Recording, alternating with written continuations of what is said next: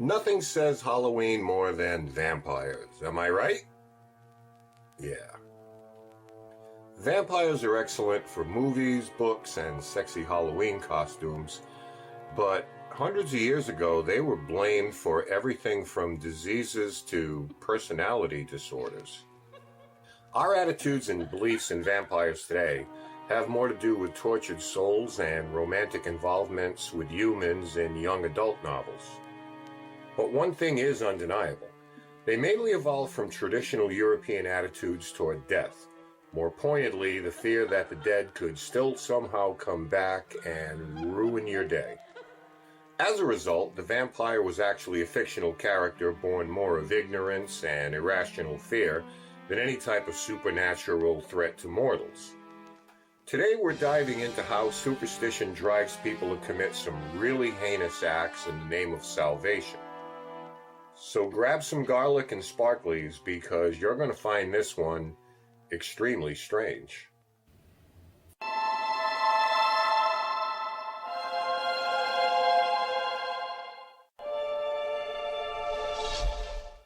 It's the spring of 1788, and a doctor named Alfred and his family moved to the town of Dillsboro, North Carolina, where they have purchased land and built a large home near the Tuckasegee River. The townspeople were pleased to have a doctor in the community, and a couple of rooms on the home's first floor were designated for office space and an examination room. There was also a rumor that the family was descended from royalty, which only enhanced their civic status. Things seemed to be going very well for the doctor's practice, until two men who were being treated for gout suddenly passed away for causes unknown. Both were well-respected and industrious members of the community, and their sudden deaths roused an air of suspicion of the doctor's methods. The local minister stepped in to quell the growing anger, and managed to restore a sense of calm to the townspeople, citing anyone's passing to be the will of God and that life is, by nature, fragile. Peacefulness seemed to settle over Dillsboro until the fall, when one evening the minister's wife entered their children's bedroom and came upon a dark figure standing over their young daughter, who, upon discovery, seemingly vanished into thin air. The mother screamed, alerting the rest of the household, who came running into the room, only to find the young girl, who had been in perfectly good health otherwise, lifeless in her bed. The residual signs of something suspicious were a small amount of blood on her pillow and 2 puncture wounds on the child's throat. Soon the sighting of a huge being bearing resemblance to a bat was reported by a resident one night, and it wasn't long before the entire town was immediately thrown into panic and uneasiness, with doors now being locked, windows closed, and children not left unattended at any time. A few nights after this sighting, a boy who lived with his family up on a hill raced into town and banged on the door of his grandparents' house. The terrified lad announced that something had attacked his parents back at their house. A group of men were assembled and made their way up the hill to the house to see what this was all about. There they found both parents and 2 of the boy's sisters dead, all with puncture wounds on their necks. A thorough search of the area revealed nothing as to who the assailant was. By early the following year, the sightings and attacks had mercifully ceased, and while the community began to breathe a bit easier, nonetheless remained vigilant, whether going out in the dark or allowing children to wander off very far. For all intents and purposes, it appeared the killer had left Dillsboro. This fragile sense of calm would be short-lived, as one evening the stillness of night was pierced by screams of terror heard coming from a house up toward that same hill. Neighbors quickly made their way there, where they witnessed a dark figure racing down the hill and then into the Alford residence. Turning their attention back to the origin of the screams, they guardedly made their way inside, where they found the young couple who lived there, dead with the now familiar puncture wounds on their throats. Any lingering feelings of anger and suspicion about the doctor soon bubbled to the surface, as a group of vigilante residents descended on the Alford home, demanding to enter the house, which Dr. Alford refused to allow. Undeterred, a small group of men stood watch outside the house, while others went back into town to recruit reinforcements. It was morning when the now larger group of men forced their way into the house, ignoring the pleas of reason from Dr. Alford, who was unceremoniously dragged from the house and tied to a tree. A search of the home revealed that none of the beds there seemed to have been slept in the night before. The angry mob continued to search the home, and eventually broke through a door leading to the cellar, where it was said they discovered 3 coffins. Upon opening the first, it said they found the living form of Mrs. Alford, who was completely dressed in black, and in a fit of animalistic rage began to hiss and curse at the assembled throng. The couple's 15-year-old son, however, was nowhere to be found. Mrs. Alford was then dragged outside, where she and her husband were condemned as vile, deviant beings who were feeding on the blood of others in order to nourish their depraved hunger. Both were quickly hanged, and their lifeless bodies brought back into the house, which was then set afire. What became of their son, no one knows. So, was the Dillsborough vampire a real thing, or just nothing but folklore? Bear this in mind. Much of the account really is based in more modern depictions of the vampire rather than what was known in the 1700s. The giant bat-like creature that was seen was a nice touch, but I'll wager it was added on much later. Despite all that, we know that legends are usually based on a grain of truth, but you'd be hard-pressed to find any documentation of this event actually taking place. But that's not the case in our next stories, because there was plenty written about them, and one case drew the attention of the highest level of power in the country, the White House. In May of 1866, the whaling ship the Atlantic and its crew of 38 left its home port of Boston, Massachusetts, for a 2-year sojourn into the Indian Ocean. Amongst the crew was a dark-skinned 25-year-old Guianan man who, in the spirit of those times, was assigned the name James Brown, who would be employed as the ship's cook. Brown was then living in nearby New Bedford. He was known to harbor a considerable temper, and his quick and frequent outbursts often resulted in heated arguments with the rest of the crew, which was of great concern to Captain Benjamin Wing. It was going to be a very long trip, and there was little appetite for extensive turmoil. Eventually, the conflicts turned deadly, as Brown engaged in a fight with a 19-year-old shipmate named James Foster, who was also known to be something of a hothead. Foster had entered the kitchen one day, as Brown was speaking with another ship's mate named James Gardner.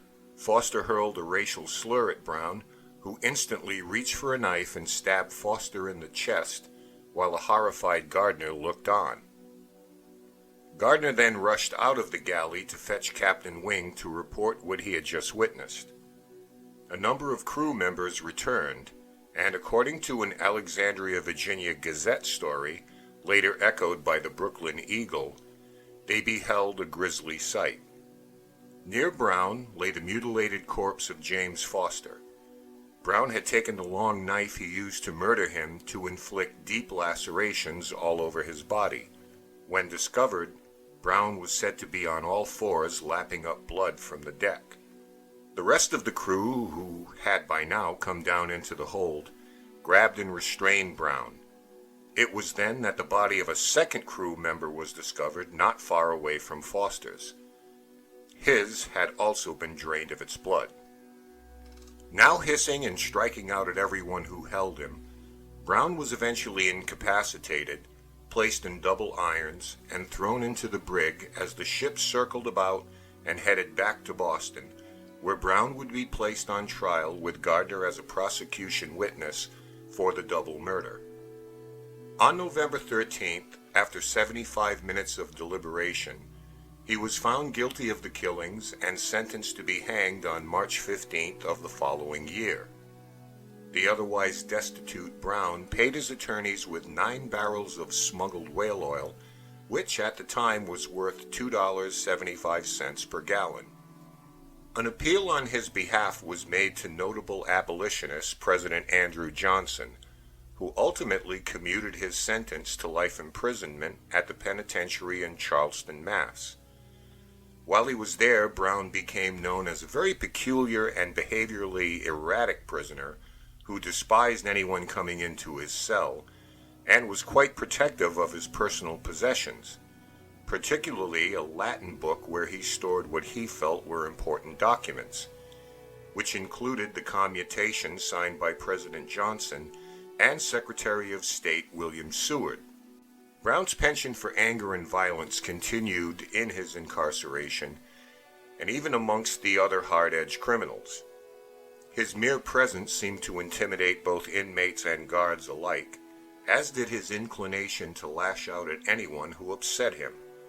So frightened of his potential for violence, he was placed in solitary confinement for 13 years of his stay there. The Boston Globe reported that in his time at Charlestown, Brown had committed no less than 26 murderous assaults on his fellow prisoners and officers of the prison. All this happening despite his being segregated from all other inmates.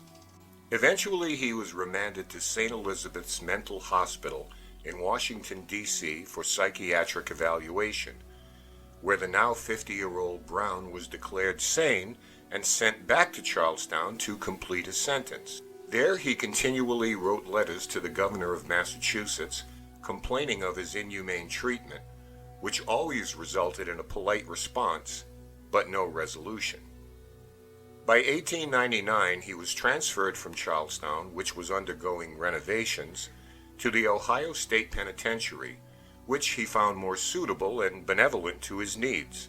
His behavior underwent a dramatic change, and he was eventually allowed outside for work details, though his temper was on display at times, such as the instance where he stabbed a guard with a fork. However, his mental state continued to deteriorate during his stay. Over time, his behavior tended to waver from lucid to aberrant, as he would engage in acts like writing thoughtful letters to then President Grover Cleveland about his wrongful conviction, claiming to be president of the New York Central Railroads, offering billions of dollars for his enemies to be arrested and brought to justice, or trying to employ servants to bring him his meals. At one point, he also signed a letter, Thomas Azadi James Brown, Warden of Ohio Penitentiary. By the time he arrived at Mansfield, the story of he and his vampiristic tendencies began to wane, but they still live on in legend. Now, no one is suggesting that Brown was not guilty of murder, albeit in self-defense, but it is reasonable to suggest that as a black man he was viewed as something less than human in 19th century America, and was the prototype for those opposing blacks being freed from slavery. I'm sure after the killing of Foster, he was found standing or crouching in a pool of blood. But was he an actual vampire? I think that might have had more to do with racial stereotypes and fear of those who were different. And as such, James Brown became the personification of what a monster was considered to be. The Brooklyn Eagle article about James Brown being a creature of the night was printed shortly following another incident regarding vampirism in 19th century America, and it concerned a young lady living with her family in Rhode Island by the name of Mercy Brown.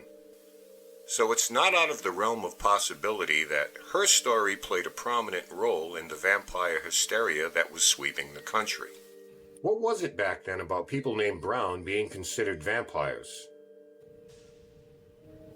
In the late 1800s, tuberculosis was raging across the United States, and its symptoms were the stuff of nightmares.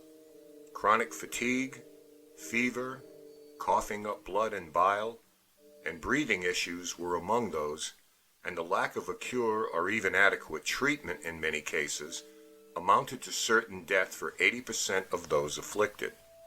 Proper diet, rest, exposure to the outdoors, and even hypnotism were prescribed, as were drinking brown sugar diluted in water and horseback riding.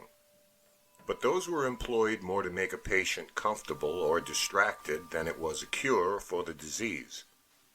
In other words, no one had a clue how to handle it.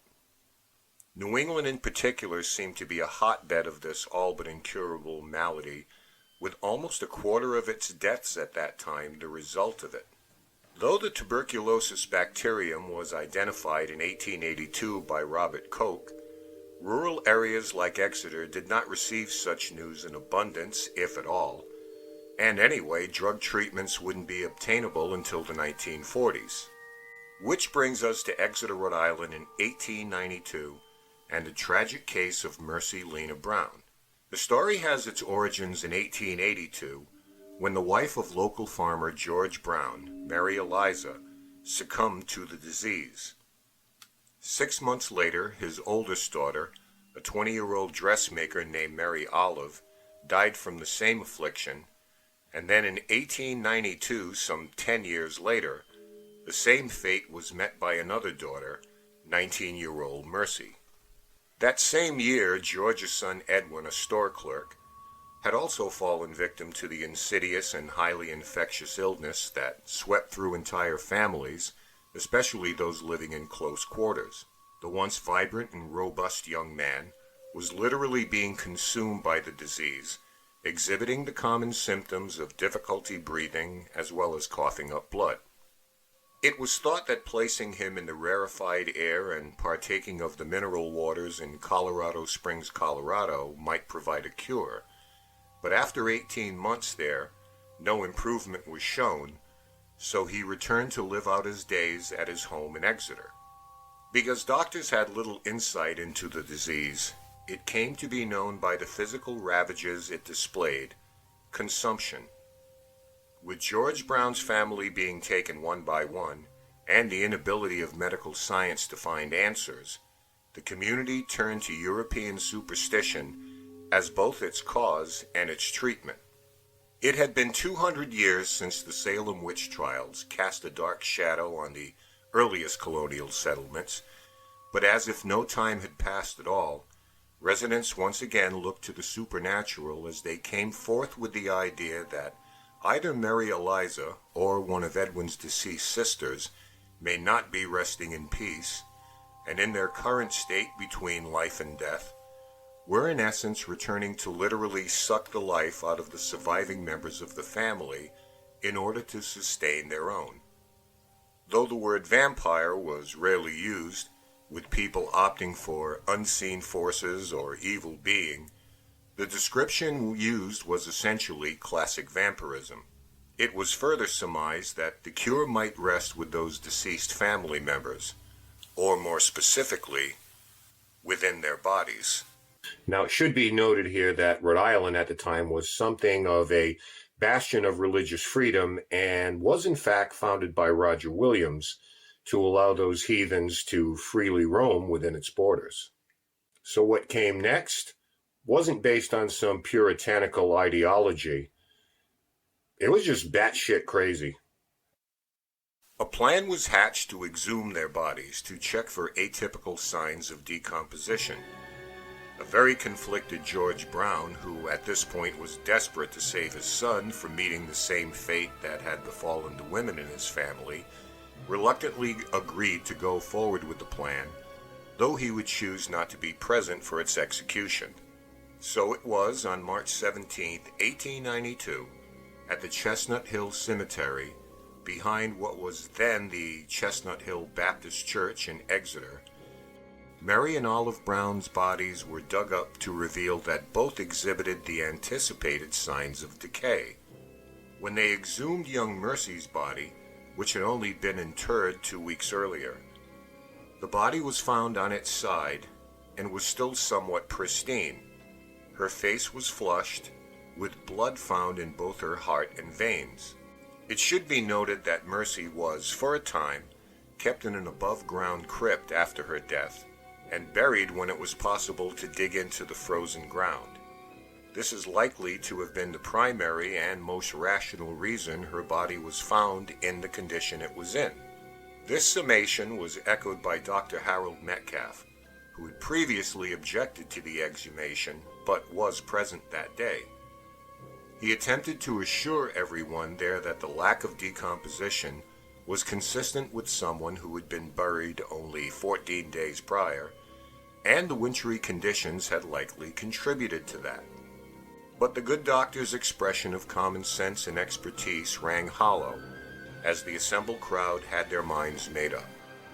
The presence of blood in her body could only mean one thing: Mercy Brown was now among the undead. Wood was then gathered and a fire built on a small pile of rocks nearby. Mercy's lungs and heart were removed and burned with the ashy residue gathered up and mixed with water into a macabre concoction. The liquid was given to Edward to consume, but tuberculosis continued to ravage him until 2 months later, on May 2nd, he eventually succumbed to the disease.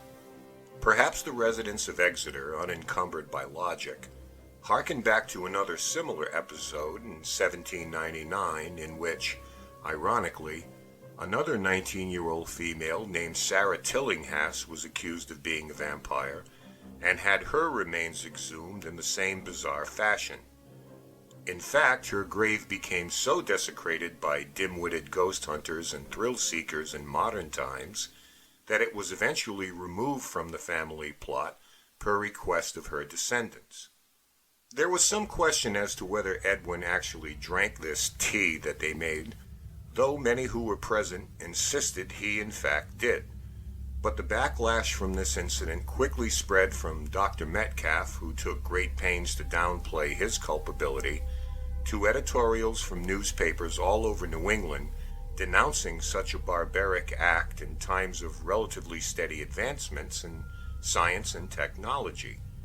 To illustrate that point, in this year in history, the game of basketball had been invented, General Electric had been established, Thomas Edison received a patent for the telegraph, Vogue magazine was launched, and the Boston Bean Eaters won their 5th National League pennant by defeating the Cleveland Spiders. Oh, and later on that year, Lizzie Borden was accused of hacking her father and stepmother to death, so it wasn't entirely the Age of Enlightenment. But returning to Mercy, steps were also taken politically and judiciously to ensure nothing of this nature would ever happen again. Through her own research, author Diana Ross McCain reports no less than 18 documented cases of the graves of family members throughout 18th and 19th century New England being excavated when they were suspected of being vampires. The youthful and perhaps appropriately named woman Mercy was, mercifully, the last. The notion that Mercy Lena Brown was and still remains a vampire has pretty much also been laid to rest, as more enlightened and sensible folks have diligently attempted to play down that legend. But there are still thrill seekers and performance artists who refuse to let go of that narrative. And many claim her spirit still wanders Chestnut Hill Cemetery, and if that's true, then she's likely not searching for another victim, but only because her torment endures, even in death. To further illustrate the obsession with superstitions surrounding the notion of vampires in colonial America, we have to talk about a discovery in Griswold, Connecticut in 1990. Some children playing near a gravel mine came across what they were certain were graves. One ran home to proclaim this to his quite skeptical mother, who remained such until the boy returned home with a human skull. When authorities were notified, they immediately cordoned off the area and treated it as a crime scene, at first thinking it could be the work of a local serial killer named Michael Ross. Further examination revealed the bones were more than a century old. Connecticut State archaeologist Nick Bellantoni soon came to understand that what the boys had stumbled upon was a colonial-era cemetery. In it were 2 stone crypts, one of which the kids had discovered, and once the topsoil and brush around it were removed and several feet of earth were excavated, The first flat rock, which constituted the top, was taken off to reveal a red-painted coffin, along with a pair of skeletal feet, which appeared to be in a normal lying position. When the next rock was removed, Bellantoni saw that the remaining body had, in his words, been completely rearranged. The skeleton had been beheaded, with the head placed on the rib cage along with the thigh bones, which were laid in a skull and crossbones formation. The removal of the skull, as well as injuries discovered on the ribs and other body parts, had been inflicted some 5 years after its death. The coffin had also been smashed open and marked with the initials JB 55 in brass tacks on the coffin lid. Other remains found in the cemetery appeared to be in a condition one would normally expect and were prepared for reburial, but the 50-something-year-old skeleton of J.B. was shipped off to the National Museum of Health and Medicine in Washington, D.C. for further study. Bellantoni decided to, no pun intended, dig a little deeper into this mystery and consulted various archaeologists and historians who toured the site with him. Vandalism or grave robbery were pretty much ruled out at that point. Things were at a standstill until someone asked Bellantoni if he had ever heard of the Jewett City vampires. Back in 1854, in the town of Jewett City, Connecticut, several bodies had been exhumed by residents there who suspected them of being vampires who were returning from the dead to wreak havoc on the living. The question was, had this grave in Griswold been desecrated for the very same reason? This was posed by Bellantoni to noted vampire folklorist Michael Bell, who had studied New England vampire legends for nearly a decade at that time. He felt that aspects of the Griswold discovery did mirror those taking place in Jewett City around the same time. And as Griswold bordered the southern part of Rhode Island, it was not out of the realm of possibility that attitudes and superstitions were shared amongst the populace. Bell also spoke of a common feature where posthumous fractures to the rib cages suggested that the corpse's hearts were removed from the chest cavity, as was the case of Mercy Brown. This was also on display in the instance of J.B.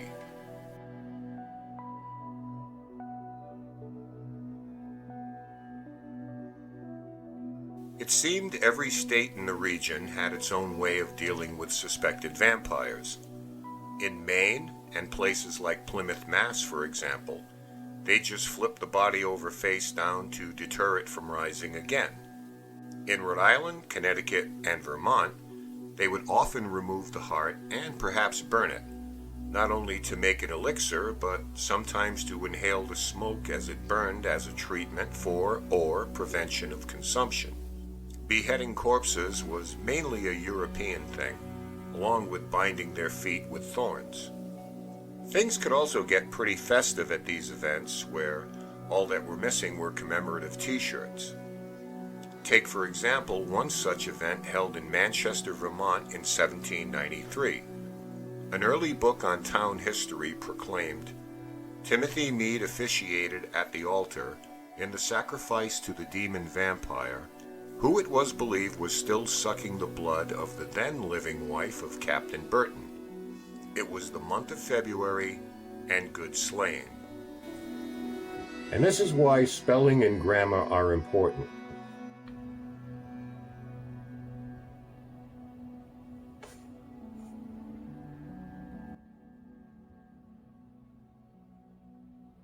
Now this brings us to another legend, and it concerns a former London stage manager and novelist named Bram Stoker, whose theater company was touring America in 1896.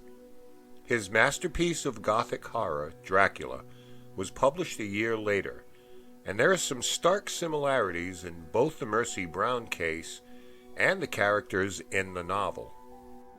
The character of Lucy is often seen as a clever combination of Lena and Mercy, who also falls victim to consumption, then vampirism by means of the Count, and then whose body is disinterred.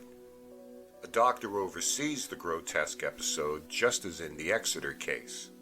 It's often been said that a reprint of a Providence Journal article informed a fair amount of the novel, but this has been a subject of debate as more has become known of the varied inspirations for his most famous literary work. There were a combination of things that finally moved us all past the great vampire scare. Education, information, industrialization, enlightenment, and more progressive embalming and burial methods didn't hurt things either. Now, we've just covered a small amount of the dozens of instances when fear and superstition overwhelmed even the most rational of people. Yet even today, vampire memorabilia is often laid at the foot of Mercy Brown's headstone. Why?